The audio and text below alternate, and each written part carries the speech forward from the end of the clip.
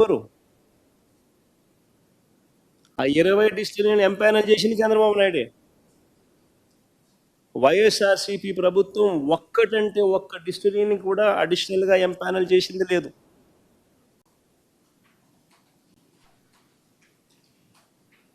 మరి వీళ్ళు ఎవరికి సన్నిహితులు? మరి వీళ్ళు ఎవరికి లంచాలు ఇస్తారు? ఎవరి హయాంలో వీళ్ళ సేల్స్ పెరిగి, ఎవరి హయాంలో వీళ్ళందరికీ లాభాలు పెరిగి, ఎవరి హయాంలో ఎవరికి లంచాలు ఇస్తారు? ఎవరి హయాంలో వీళ్ళ సేల్స్ తగ్గినాయి,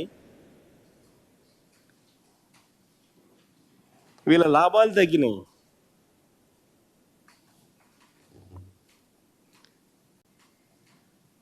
చివరకు చంద్రబాబు అండ్ కో 2022లో మా ప్రభుత్వంలో 2022లో ఈ చంద్రబాబు అండ్ ఈ కో కంపెనీస్ కాంపిటీషన్ కమిషన్ ఆఫ్ ఇండియాలో కేసు వేసింది. సిసిఐలో, కాంపిటీషన్ కమిషన్ ఆఫ్ ఇండియాలో. ఈ ఆర్డర్ని జాగ్రత్తగా పరిశీలించాలని మీ అందరినీ కూడా కోరుతాను. ఈ పిటిషన్లో వేసిన అంశాలన్నీ కూడా టీడీపీ వాళ్ళు అప్పుడు ఇప్పుడు చేస్తున్న అభియోగాలే. అందుకనే ఇది జాగ్రత్తగా అందరూ కూడా చూడమని చెప్పి కోరుతా ఉన్నా. Because competition commission of India is a quasi judicial body. It is governed by a judge. It's a quasi judicial body.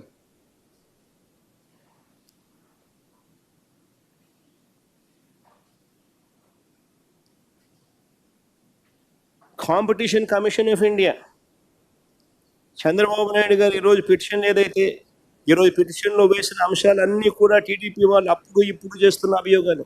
అప్పుడు కాంపిటీషన్ కమిషన్ ఆఫ్ ఇండియా ముందుకు వీళ్ళు పిటిషన్స్ వేసినప్పుడు వచ్చిన అభియోగాలు. ఆ అభియోగాలు ఏమిటి అని అంటే, కొన్ని బ్రాండ్లను ఉద్దేశపూర్వకంగా తొక్కిపెట్టారని, సప్లై ఆర్డర్లలో వివక్ష చూపించారని ఆ పిటిషన్లో వాళ్ళు ఆరోపించారు. కానీ competition commission of India September 19, 2022 ఈ అభియోగాలన్నింటిపై విచారణ చేసి, ఈ అభియోగాలన్నింటిపై సుదీర్ఘమైన విచారణ చేసి 2019 సెప్టెంబర్ 19, 2022 సుదీర్ఘమైన విచారణ చేసి ఈ అభియోగాలపై అన్నిటిపై సుదీర్ఘమైన విచారణ చేసి సంబంధించిన అన్ని రికార్డులను చూసి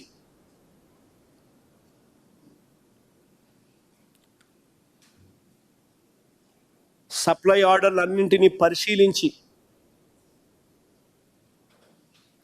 చారిత్రాత్మకమైన జడ్జిమెంట్ కూడా ఇచ్చినారు. ఆ జడ్జిమెంట్ ఒకసారి చదవండి. In light of the facts and evidence on record and based on the submissions of parties, the allegations of abuse raised by the informants are not found to be validated, and no case of contravention of provisions of section 4 of the act can be stated to have arisen on the part of OPs warranting an investigation into the matter. Abuse of dominant position, section 4, abuse of dominant position, limits or restricts, include indulgence in practice or practices resulting in denial of market access in any manner. Clear cut ga CCI ఇచ్చిన తీర్పు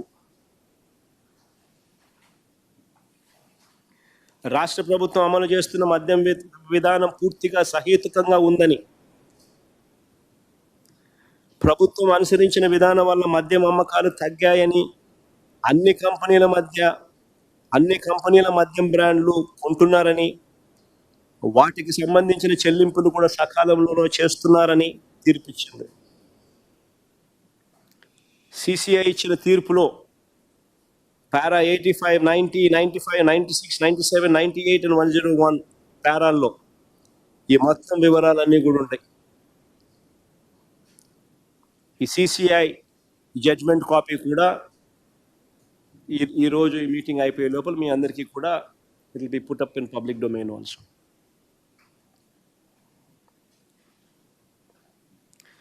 వాస్తవాలు ఇలా ఉంటే తప్పు చంద్రబాబు చేసి private షాపుల కార్టెల్తో తనకు కావలసిన డిస్టిలరీలకు మేలు జరిగే విధంగా ఈ ప్రైవేట్ షాపుల చేత తాను ఇండెంట్ ప్లేస్ చేసి తాను ఈ రకమైన 5 డిస్టిలరీలకు 69% ఆర్డర్లు ప్లేస్ చేసి ఆయన స్కామ్ చేస్తే ఎదురు ఆరోపణ ఆయన చేస్తాడు. ప్రతి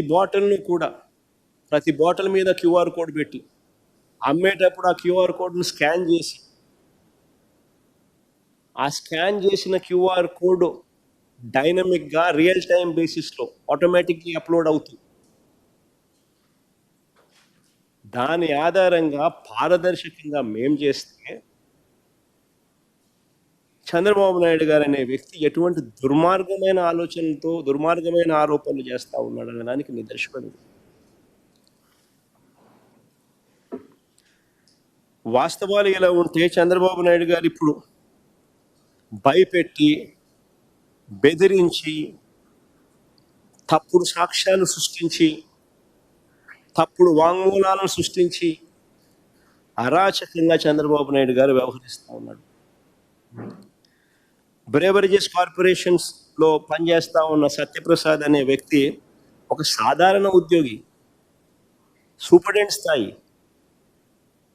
ఎంతమంది సూపరింటెండెంట్ ఉంటారో తెలుసా ఎక్సైజ్ డిపార్ట్మెంట్లో? 10ల సంఖ్యలో ఉంటారు. ఒక సాధారణ స్థాయి ఉద్యోగి. అనూష అని ఇంకొక అమ్మాయి ఎవరు, ఆమె చిన్న క్లరికల్ ఉద్యోగి, అది కూడా అవుట్ సోర్సింగ్ ఉద్యోగి. ఏందండి వాళ్ళని బెదిరించి వాంగ్మూలం తీసుకోవడం?